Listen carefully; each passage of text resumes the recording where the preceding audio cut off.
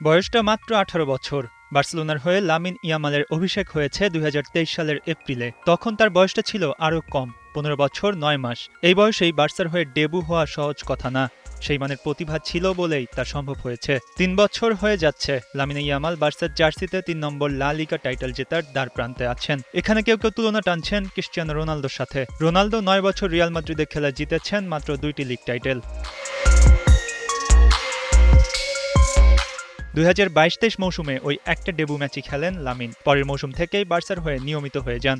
এখন পর্যন্ত ১৪৫টি ম্যাচ খেলে ৪৬টি গোল করেছেন। চলতি মৌসুমে ৪১ ম্যাচ খেলে করেছেন ২১টি গোল। সবশেষ আতলেতিকো মাদ্রিদের বিপক্ষে খেলে গোল না পেয়ে বেশ হতাশাও দেখালেন। এমনকি কোচ হ্যান্সি ফ্লিকও ইয়ামালের ইমোশনের সাথে পেরে উঠলেন না। অনেকটা রাগ নিয়েই মাঠ ছেড়েছেন। ইয়ামালের জয় করার ক্ষুধা বোঝা যায় কতটা তীব্র।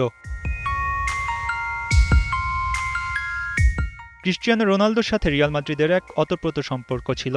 এখনও রিয়ালের রোনালদোকে খুঁজে ফেরেন তার ভক্তরা। কিন্তু শুনলে কিছুটা অবাকই লাগে ২০০৯ থেকে ২০১৮ সাল পর্যন্ত রিয়াল মাদ্রিদের হয়ে মাত্র ২বার লিগ জিতেছেন এই পর্তুগিজ মহাতারকা। প্রথমটা ২০১১-১২ সিজনে হোসে মরিনোর আন্ডারে জিতেছিলেন। পরের বার জিনেদিন জিদানের আন্ডারে ২০১৬-১৭ মৌসুমে লিগ জেতেন। এই দুইবারই রিয়াল মাদ্রিদের হয়ে লা লিগা জেতার সৌভাগ্য হয়েছিল রোনালদোর। লা লিগার চলতি মৌসুমে বার্সেলোনা রিয়াল মাদ্রিদ দুই ক্লাবই ৩০টি করে ম্যাচ খেলেছে, যেখানে বার্সা ২৫টি জয় নিয়ে ৭৬ পয়েন্ট নিয়ে আছে টেবিলের শীর্ষে, আর রিয়াল ২২ জয় নিয়ে ৬৯ পয়েন্ট নিয়ে আছে ২ নম্বর পজিশনে। কাতালান জায়ান্টের চেয়ে এখনও ৭ পয়েন্ট পিছিয়ে আছে রিয়াল। বার্সেলোনার ফর্ম বলছে ইয়ামালদের ঝুলিতেই উঠতে পারে এবারে লা লিগা শিরোপা। ধরে রাখতে হবে এই পারফরম্যান্স। মঈন হাসান, ৭১।